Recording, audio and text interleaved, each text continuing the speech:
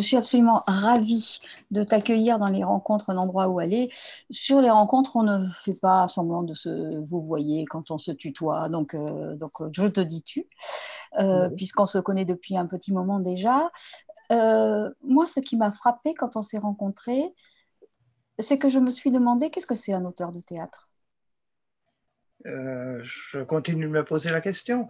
Euh, un auteur de tête. Alors, peut-être qu'aujourd'hui, oui, on peut se poser la question parce qu'on a le sentiment qu'ils sont devenus rares. On entend souvent dire il n'y a pas d'auteur de théâtre, donc voilà, ils ont peut-être disparu, je ne sais pas. Personnellement, j'ai le sentiment d'en être un, puisque ça fait 40 ans que j'écris. Effectivement, je fêterai cette année 40 ans d'écriture et de création théâtrale. Et j'ai écrit 45 pièces, oui. Donc voilà, un auteur de théâtre, eh bien, ça se définit d'abord par l'écriture, bien sûr. Hein, mais c'est quelque chose de compliqué parce qu'en fait, moi, je peux le dire, j'ai beaucoup écrit, mais je n'ai pas véritablement gagné ma vie par l'écriture, mais par la mise en scène. Alors que je me reconnais d'abord comme auteur avant de me reconnaître comme metteur en scène. Le problème, c'est que, bon, le statut de l'auteur, voilà, c'est quelque chose d'un peu compliqué, alors que le metteur en scène, lui, a accès à l'intermittence du spectacle, par exemple, et il se trouve que j'ai créé beaucoup de spectacles, donc j'ai pu gagner ma vie comme metteur en scène. Auteur, c'est un peu plus compliqué. Est-ce que dès le premier moment, tu savais que tu voulais écrire du théâtre, écrire pour être joué? Eh bien, oui, je crois que je l'ai su avant même. Je dis que j'ai commencé il y a 40 ans, mais j'ai commencé par le jeu à l'âge de 20 ans. Et à ce moment-là, le professeur et aussi metteur en scène avec qui j'ai travaillé, qui était metteur en scène à la télévision tahitienne, Charles Théaï, voilà, voyant que j'écrivais un peu, s'intéressant à ce que je faisais, m'a dit eh bien, tu devrais peut-être écrire. C'est ce que j'ai fait un peu plus tard. Mais bon, je parle du théâtre, mais c'est vrai que j'ai fait d'autres choses avant. J'ai écrit des textes, des nouvelles, des paroles de chansons un peu avec pour des groupes de rock, un rock progressif par exemple. J'ai écrit une chanson pour le groupe Ange dans les années 70. Donc voilà, j'ai voyagé un peu avec les gens du rock. Voilà. On s'imagine, en fait, qu'un auteur de théâtre, c'est forcément quelqu'un qui doit habiter à Paris, qui doit être, dans le milieu théâtral et qui sort tout le temps, et cetera. Or, tu as déménagé, en 68 ou 69, si je ne m'abuse, en Ardèche. Comment on mène une carrière d'auteur de théâtre en Ardèche? Mais, je veux dire, d'abord, on ne se pose pas la question parce que, bon, lorsqu'on est arrivé ici, on a découvert un monde, un univers extraordinaire. C'est un, voilà, puisque tu es venu en Ardèche, tu sais que on s'est installé d'abord à Saint-Mélanie, un village d'Ardèche à la pointe des Cévennes ardéchoises, dans un lieu, on peut dire, magique, féerique, et je n'ai pas eu envie d'en partir. Alors, je ne savais pas si je pourrais faire du théâtre en Ardèche à ce moment-là, mais bon, j'ai eu l'habitude de faire selon mes envies et je me suis donné les moyens de vivre en Ardèche et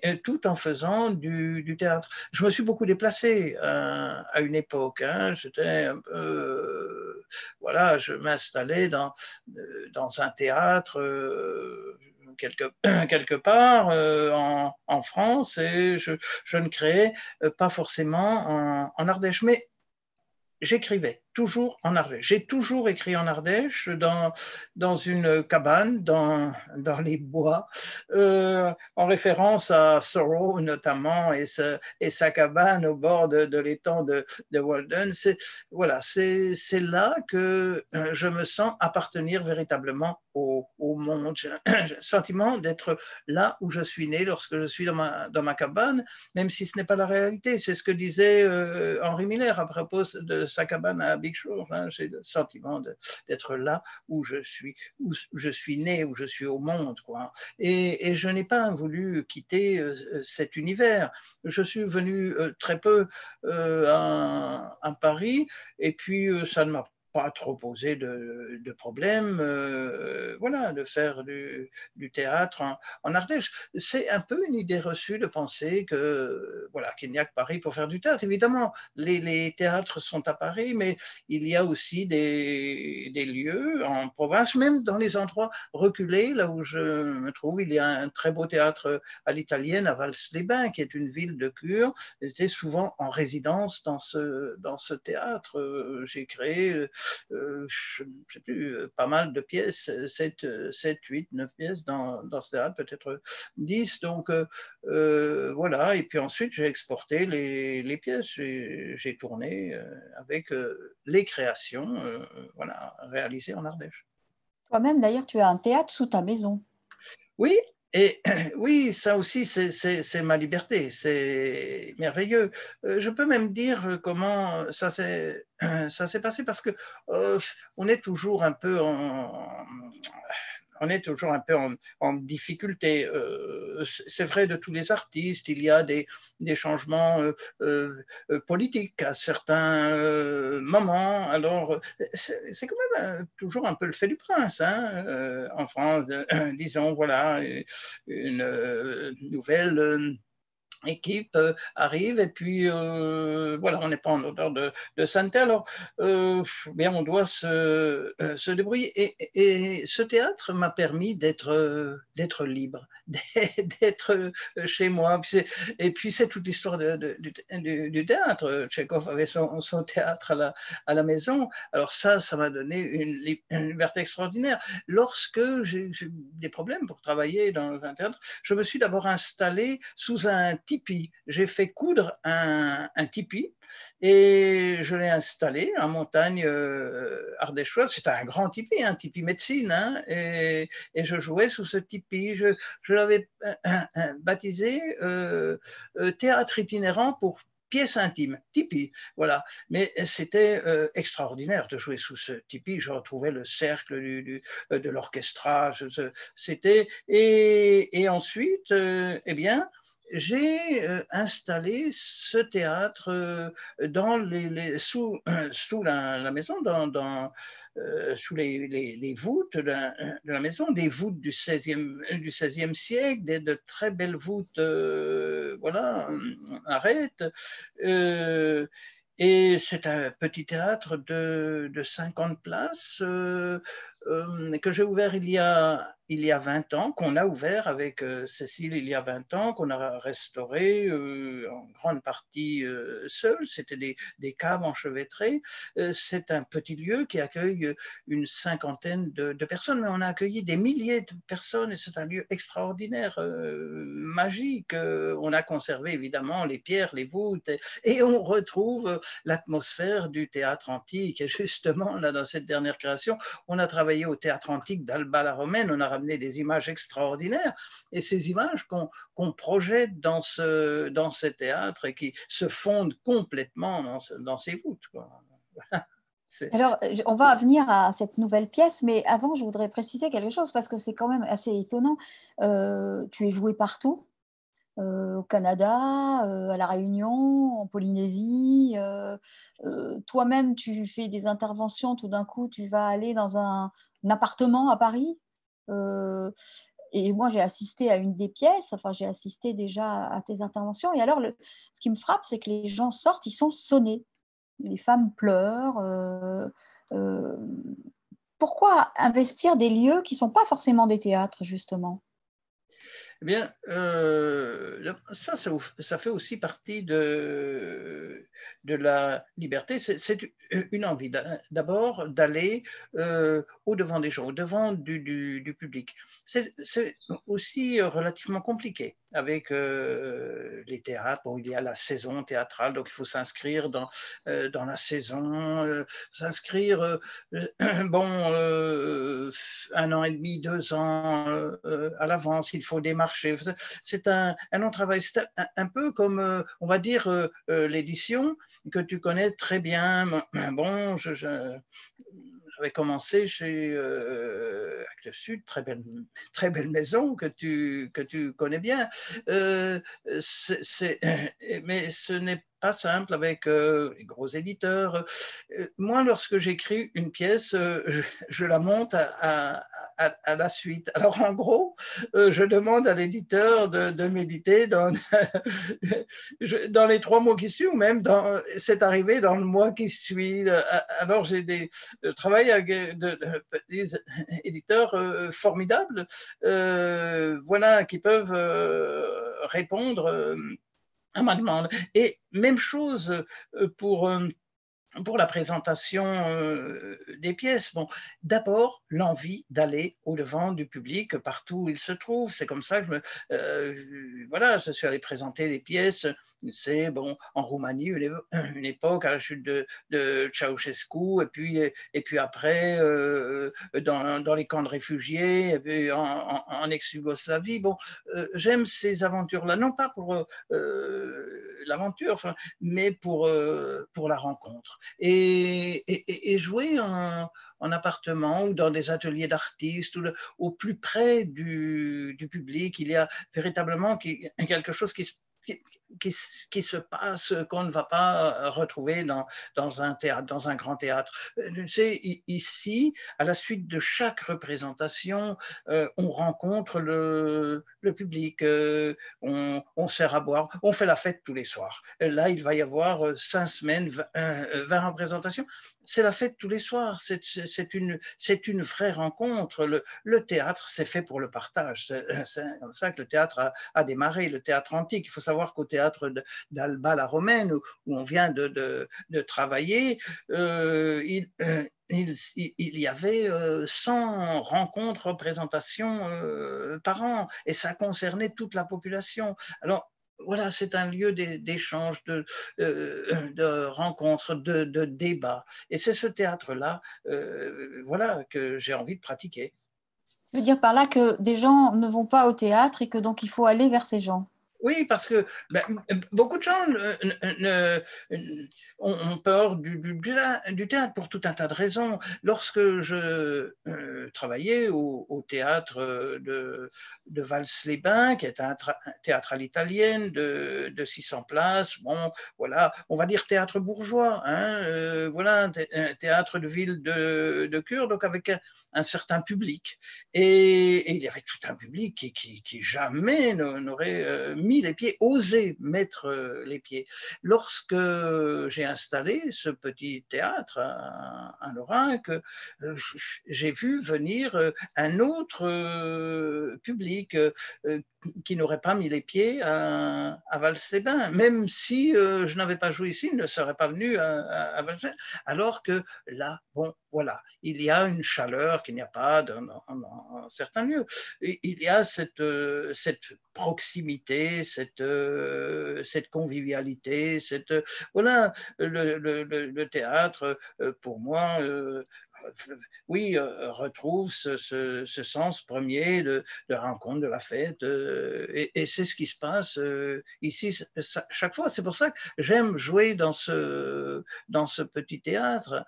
Ce sont chaque fois des moments magiques avec le public. Et ce que tu dis, Eva, c'est toi qui l'as dit, que le public, je crois, chaque fois est touché. Oui, une grande émotion, je crois. C'est pour ça, parfois, quand on entend dire, je disais dernièrement dans une conférence, quand on entends dire, il n'y a pas d'auteur, ça me fait un peu mal au ventre, quoi. Est-ce qu'on vient les voir, les auteurs? Est-ce que ceux qui racontent ces âneries-là viennent les voir? Est-ce que ceux qui racontent ces âneries-là prennent la peine de les lire? Moi, il se trouve que j'ai constitué une théâtrothèque avec 500 auteurs contemporains. Je les ai lus, je les ai tous lus, je les connais, je suis admiratif. Les écritures d'aujourd'hui sont merveilleuses. Il y a des auteurs de théâtre qui sont extraordinaires, qui sont méconnus. Ouais. Est-ce que ça fait partie je ne sais pas de quoi ça fait partie, mais tu as fait des choses très particulières, c'est-à-dire emmener 300 musiciens au sommet du Mont Blanc pour la paix. Euh, C'était une sorte de scène ou c'était quelque chose d'artistique que tu voulais parce que tu es proche de la musique? Est-ce que tu peux nous dire deux mots de cette aventure que tu racontes d'ailleurs dans La beauté sauvera le monde? Oui, alors justement, parfois, j'ai entendu dire bien des années après, ces dernières années, j'ai lu quelque part sur Internet où on parlait de cet hurluberlu qui était allé polluer le Mont Blanc avec. Voilà. Il y a tout un tas de gens qui racontent n'importe quoi sans savoir de quoi ils parlent. On n'a rien pollué du tout. Justement, on était très respectueux parce que tout ça s'est fait avec, avec la complicité des guides de Chamonix, tout ça très encadré. Ce n'était pas d'aller faire un exploit. Il n'était pas question de ça. On était en pleine guerre en ex-Yougoslavie. Je suis allé de nombreuses fois là-bas. J'ai vu ce qui s'y passait dans les camps de réfugiés, dans les camps de prisonniers, sur le front. Et simplement, en ce concert sur le Mont Blanc, voulait alerter sur la situation des femmes, des enfants, et puis remettre un peu les choses à leur place. Je voulais dire, voilà, l'Europe, ce n'est pas qu'un champ de bataille, c'est aussi un espace merveilleux. Voilà, et ce Mont Blanc, ces Alpes, espace naturel extraordinaire. J'y ai monté Beethoven, la fantaisie pour chœur et piano, c'est-à-dire voilà ce que la culture a produit de plus beau, de plus grand, montrer simplement que l'Europe c'était autre chose justement qu'un terrain de guerre. C'était ça que je voulais dire, et c'était un moyen aussi de venir en aide aux enfants, aux femmes. On sait qu'en ex-Yougoslavie, bon, plus de 90% des femmes qui se trouvaient sur les terrains de guerre ont été violées. Je voulais rappeler tout ça à travers ce n'est pas je veux dire de l'aventure gratuite pour l'exploit. Je me moque totalement de ça. Ça n'a pas de sens. Le théâtre, pour moi, est un acte politique au sens premier. Il est là pour dire, pour dénoncer la folie, les violences. Ce que je fais avec cette dernière pièce, ce que je n'ai cessé de faire, ce que j'ai fait dernièrement avec Ce soir, je ne jouerai pas Antigone, qu'on a créé à l'Institut français de Casablanca. C'est une dénonciation de la guerre, des violences faites aux femmes, toutes les femmes sur le terrain, les femmes yazidis, monstres au Congo, partout, redire inlassablement la monstruosité. Voilà, on ne peut pas s'affranchir de ça, ne pas y revenir en permanence. Et c'est le sens de la tragédie. La tragédie, c'est ça au théâtre. Cette magnifique pièce, d'ailleurs, ce soir, je ne jouerai pas Antigone, vous pouvez la voir, elle est sur Internet, elle est jouée par Coralie Russier et elle a été entièrement enregistrée. Je voudrais que tu parles de cette nouvelle pièce que tu vas faire, mais avant, j'ai une petite surprise pour toi. Alors, si c'est ça, c'est une surprise très, très modeste, mais tu vas reconnaître tout de suite. Je voulais juste lire un petit passage pour qu'on entende ta voix d'auteur. D'ailleurs, à ce propos, l'autre jour, lorsque je suis descendue sur la côte, il m'est arrivé une aventure étonnante. Tandis que je marchais le long de la plage, m'amusant à imprimer mes pas dans le sable, la mer est venue déposer une rose à mes pieds. Je sais. Tu vas dire que je vois des signes partout. Avoue tout de même que ce n'est pas banal. Une rose apportée par la vague. Je te la montrerai, je l'ai prise en photo. Je crois que ça pourrait faire une belle affiche. J'ai regretté qu'on ne soit pas ensemble. Sans toi, la mer n'a pas les mêmes couleurs, pas le même éclat. Ici, on y pense immédiatement à la mer.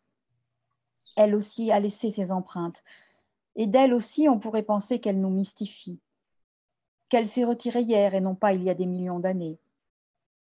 Je me suis recroquevillée d'instinct, comme si je me trouvais à l'intérieur d'un gros coquillage, ou alors dans le ventre de ma mère. Souvent, j'ai fait ce rêve, que le ventre de ma mère était un coquillage. Cependant, c'est la première fois que je le formule. Jusque-là, c'était resté dans les limbes, comme ce hibou perché au-dessus de moi.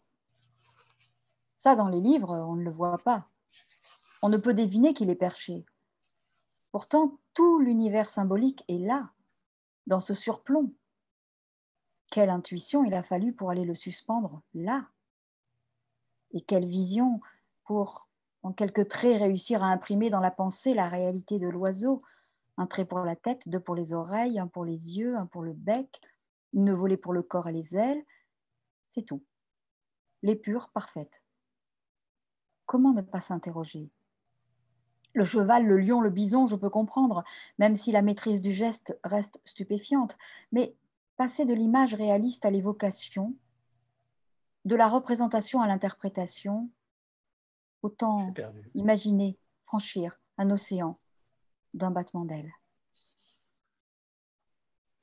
Alors c'est ce livre-là que vous pouvez évidemment commander, qui est sur le site Un endroit où aller. Tu peux nous dire de quel ouvrage est extrait cet extrait?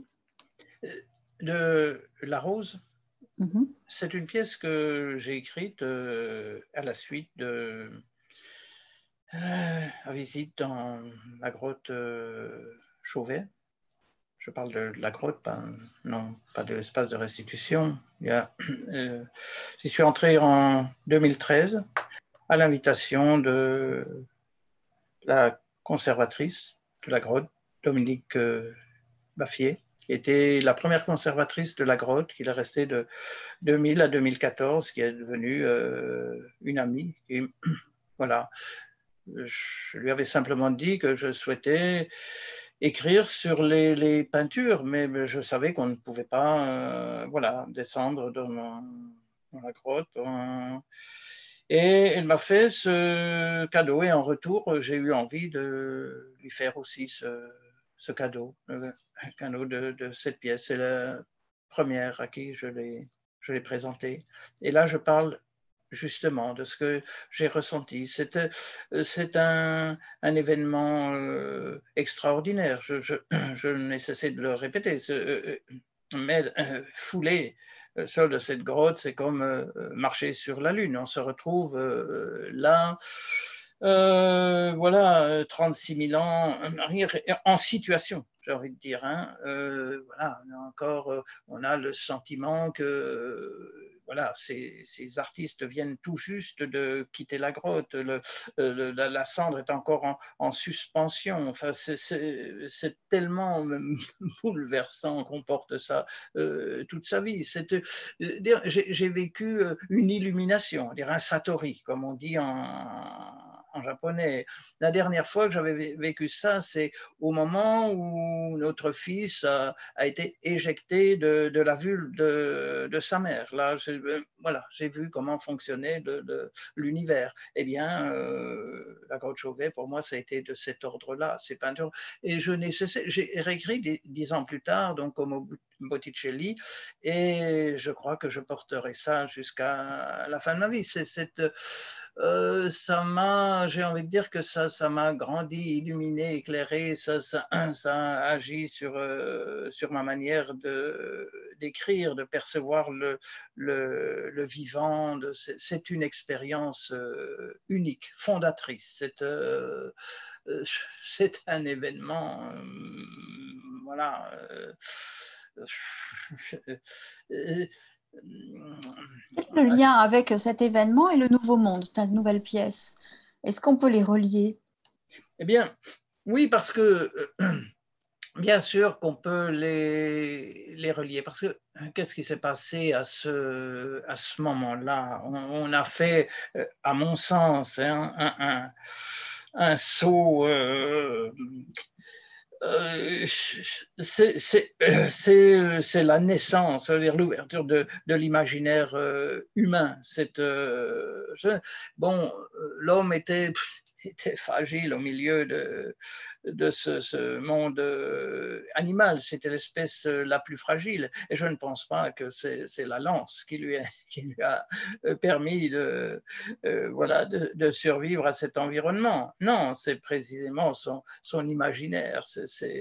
Et de quoi a-t-on besoin aujourd'hui, sinon de cet imaginaire pour sortir de la situation dans laquelle on est? C'est invraisemblable de se retrouver dans cette situation. C'est ce que j'essaie de dire dans cette pièce. C'est tellement fou.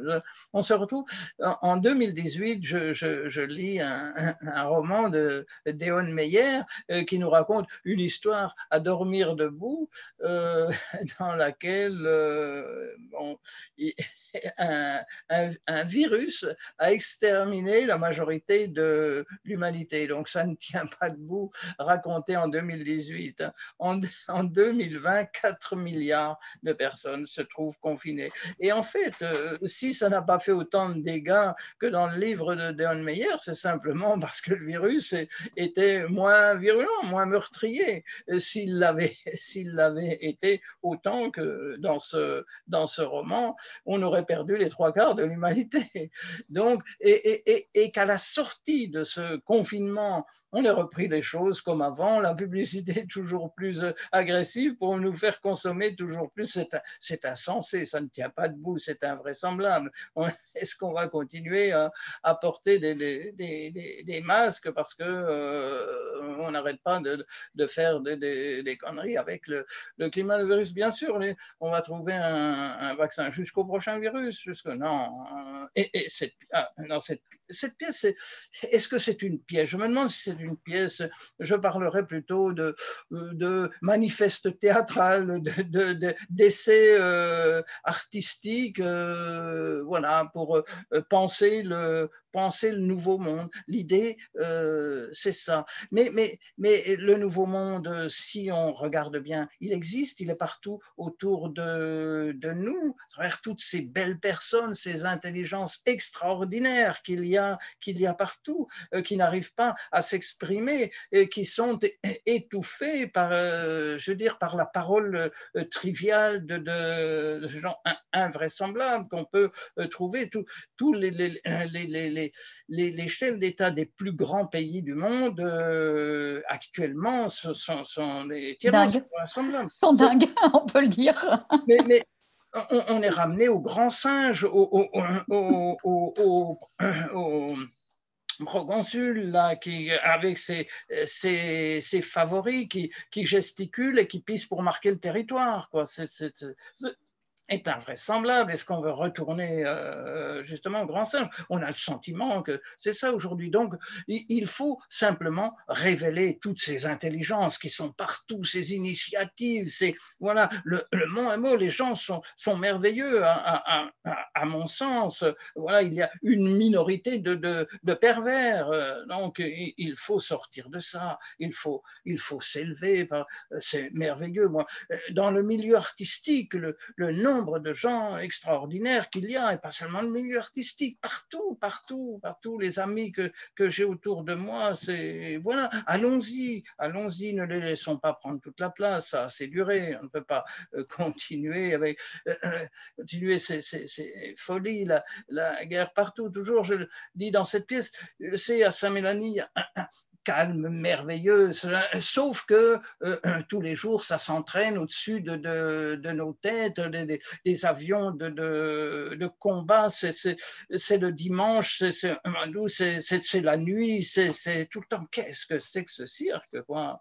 Il va falloir changer ça. Quand on pense que ce qui s'est passé dans les hôpitaux, que les gens mouraient sans qu'on puisse les accompagner quand on sait qu'un de ces engins coûte le prix d'un hôpital. C'est invraisemblable. Donc, on arrête de nous dire qu'il n'y a pas d'argent pour les hôpitaux. Non, ce sont des choix. Et si on fait le choix de la vie, si on fait le choix du vivant, si on fait le choix de la paix, de l'amour, eh bien, on va se débarrasser de tout ça. Et moi, ce qui me préoccupe, lorsque je vois une amie avec un bébé de 10 jours dans les bras, je me demande, moi, ça va.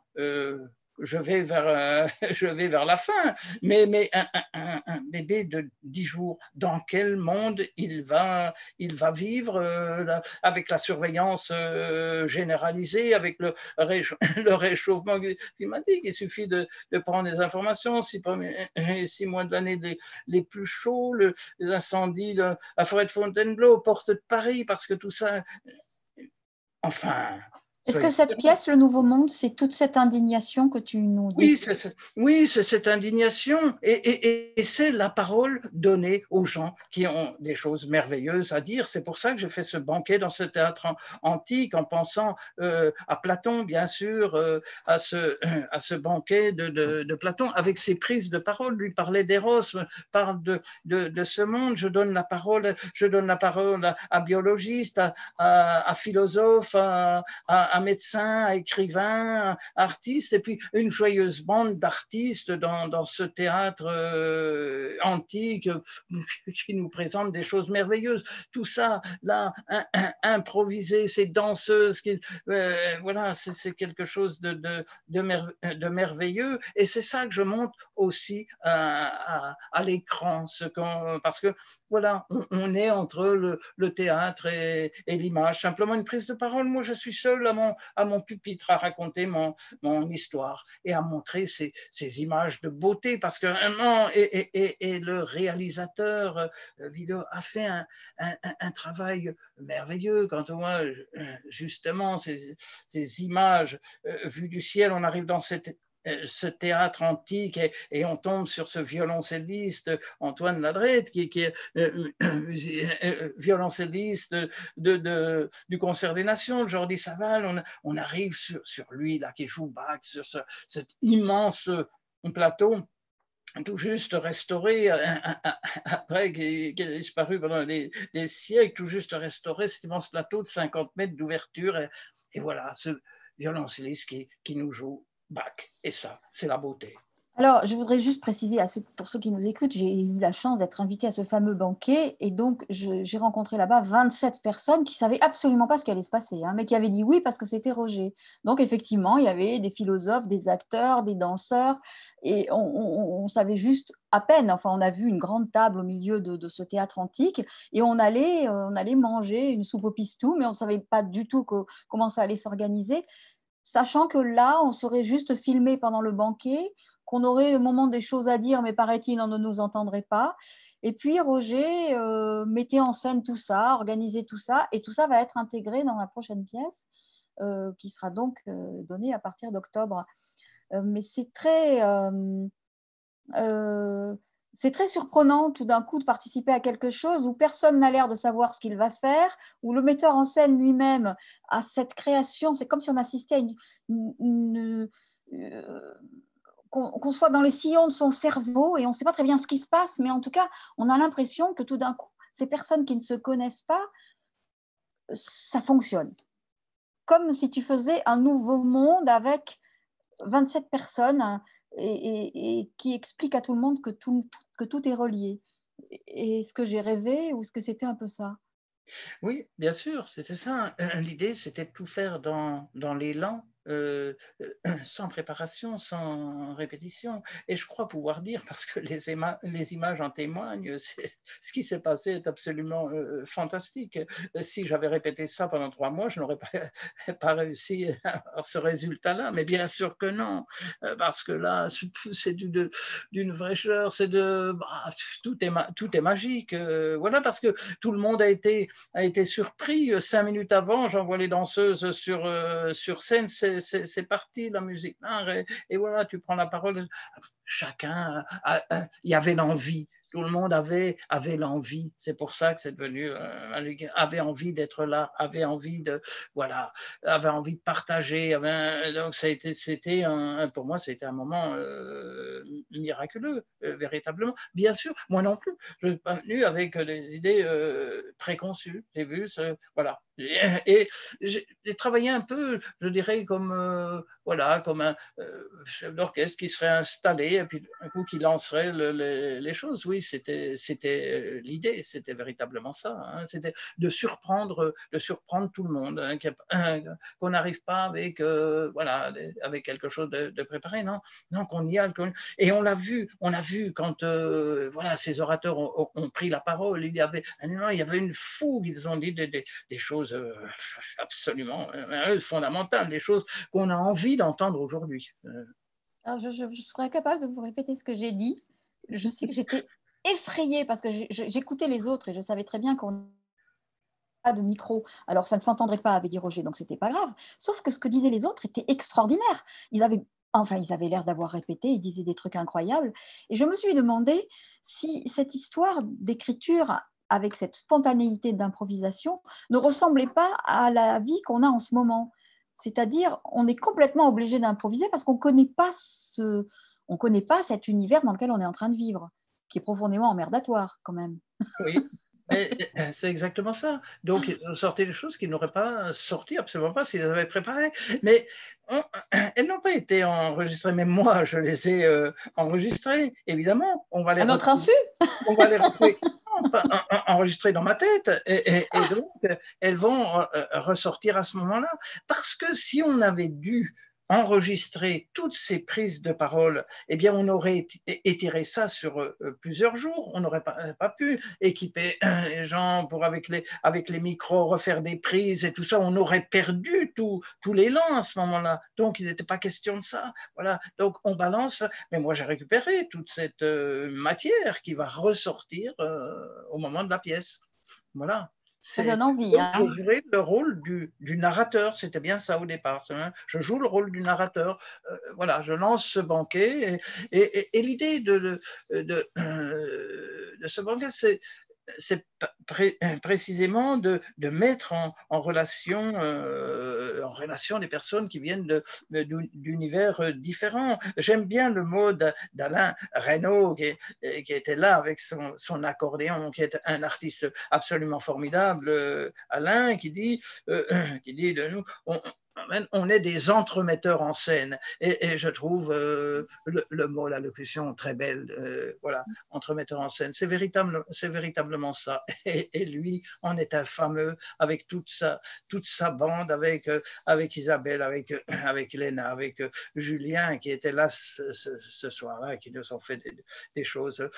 Alain Voilà. Reynaud qui dirige l'école de cirque. Oui, c'est le directeur du pôle national du cirque de Bourg-Saint-Andéol. Qui clown.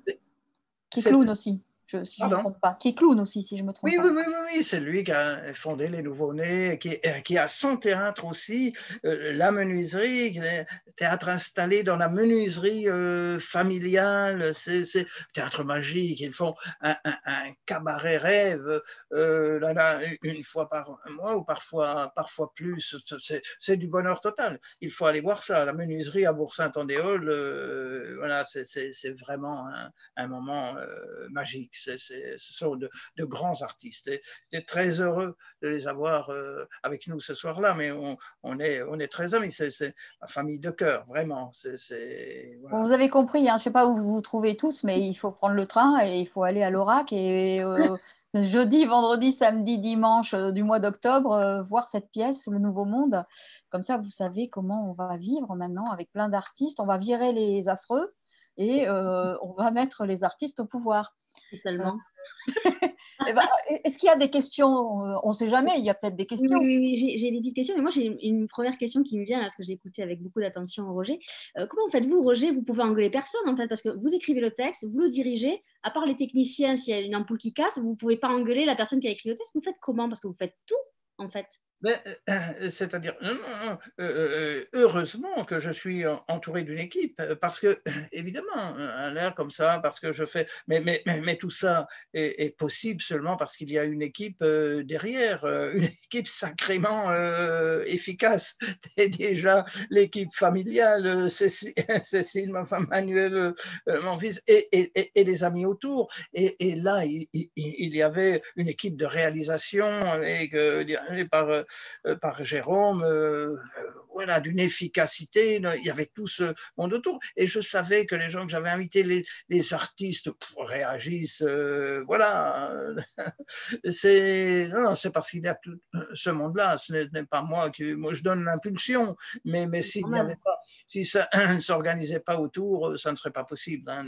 Oui, je confirme, hein, il y avait des drones mais partout. Oui, c'était quand même impressionnant. Non, non, il y a juste une petite question technique. Il y a Aurélie qui voudrait savoir combien de temps vous mettez pour écrire une pièce de théâtre. Justement, la dernière pièce, combien de temps vous avez mis pour l'écrire? Alors, c'est très varié. C'est-à-dire, il y a le temps, je veux dire, voilà, de la gestation. Et puis, il y a le temps d'écriture proprement dit. Là, alors, c'est quelque chose de très particulier, cette pièce-là, que j'ai écrite un peu dans l'urgence. Bon, le confinement m'a inhibé complètement. Je l'ai bien vécu parce qu'on est à la campagne, mais il m'a totalement inhibé. Je ne pouvais plus écrire. J'ai quand même écrit une pièce pendant le confinement, mais je n'en étais pas satisfait. Et celle-là, je l'ai écrite dans l'urgence. Pour avouer les choses, je terminais vraiment cet après-midi. Là. Et donc, la répétition. La générale est demain, hein, je vous dis. Hein. La générale est demain. Donc, il va falloir être très efficace, là, très efficace cette nuit. Et voilà. Mais cette urgence est importante. On est dans l'urgence actuellement. Il faut le savoir. Il faut se tenir dans cette urgence. Voilà. Camille demande, seriez-vous tenté par l'écriture d'un roman ou l'avez-vous déjà fait? Ce n'est pas ma distance. Voilà. Ce n'est pas ma distance. Lorsque j'étais plus jeune, je courais le 1000 mètres. Je ne pouvais pas courir le 800, c'était trop rapide. Je ne pouvais pas courir le 1500, c'était trop long. Je courais le 1000 mètres seulement. Pour moi, le théâtre, c'est la bonne distance. Voilà. C'est mon rythme. Voilà. C'est biologique, on va dire. Donc, je resterai dans le théâtre. Il y a Jean-Claude qui a une question très intéressante. En quoi le théâtre est-il un genre différent de la littérature traditionnelle?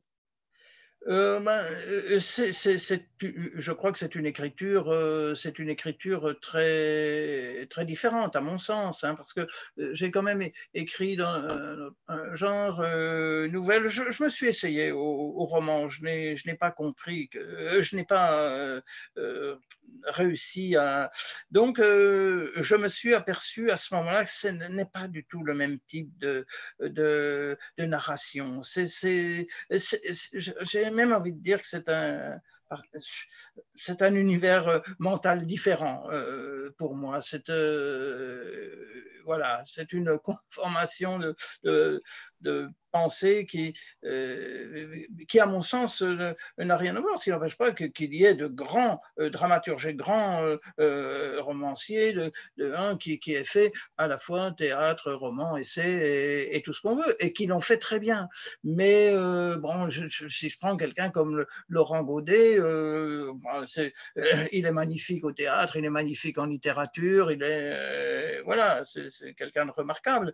Il a la maîtrise, mais voilà, on ne part pas et puis, le théâtre, malgré tout, il y a cette adresse au public, direct au public. Bien sûr, le roman va s'adresser à un public, mais ce n'est pas une adresse directe. L'écriture théâtrale amène au spectacle vivant, à la vie sur scène, met en jeu des acteurs, des personnages. Hein, ce qui n'est pas le cas de la littérature. On a bien sûr des personnages, mais qui ne vont pas se produire, qui ne vont pas être incarnés par des acteurs. Hein, voilà. Moi, j'ai fait le tour de toutes les questions que j'avais. Je ne sais pas si Frédéric, tu C'est l'as. formidable, c'est formidable. En tout cas, ça donne envie, hein. La dernière pièce donne vraiment envie, parce que moi, j'ai eu le débrief de Frédéric et j'ai eu le vôtre. Donc, du coup, maintenant, j'ai envie de rassembler tout ça on a envie d'aller le voir, ça, c'est sûr. Peut-être rappeler qu'on peut découvrir tes pièces sur notre site. Oui, Elles y sont toutes, donc vous pouvez acheter les pièces de Roger parce qu'elles peuvent se lire aussi. Alors pour le coup, ça amène, c'est ce que je trouve intéressant, c'est qu'il y a des pièces, on est obligé de les voir, on a très envie de les voir jouer. Or, je trouve que dans pas mal de pièces de Roger, on peut les lire aussi, comme, je sais pas, il y a un rythme qui fait que ce sont des pièces qui se lisent aussi, pas seulement, voilà. je le crois aussi. J'écris pour que ça soit aussi lu. Voilà, j'ai ce souci-là de voilà cette écriture, surtout lorsque j'écris pour acteur unique. L'acteur porte une parole, hein. Donc cette parole, on peut la recevoir par le livre. Je le crois. Parfait. En tout cas, on vous remercie beaucoup d'avoir été avec nous ce soir. C'était vraiment passionnant de vous entendre parler. Au moins, on a pu mettre un visage sur celui qui nous a fait rêver. Et effectivement, avec ce concert, comme vous l'avez évoqué tout à l'heure avec Frédéric, au sommet du Mont Blanc. Mais il n'y a pas que ça. Donc c'était très bien de parler aussi de théâtre, parce que le théâtre a aussi toute sa place dans les rencontres, un endroit où aller, parce que c'est une autre forme de littérature, moi j'ai envie de dire. Donc je vais beaucoup plus loin. Avant de vous donner le mot de la fin, je voudrais juste dire que demain, on va se retrouver à 19h avec 19h heure française. Et pour nos amis israéliens, puisque la rencontre sera animée par la librairie Vice Versa à Jérusalem. La rencontre sera pour vous à 20h. Donc, on retrouvera Cécile Pivot pour son roman qui est sorti pour la rentrée littéraire qui s'appelle Les Lettres d'Esther, sorti chez Calman Lévy. Frédéric, Roger, je vais vous souhaiter une bonne soirée. Je vous laisse le mot de la fin. Merci Roger encore 1000 fois d'avoir été là avec nous. Merci beaucoup. Très intéressant et passionnant. Merci d'avoir accueilli. Voilà, très touché par votre... Merci beaucoup, Roger.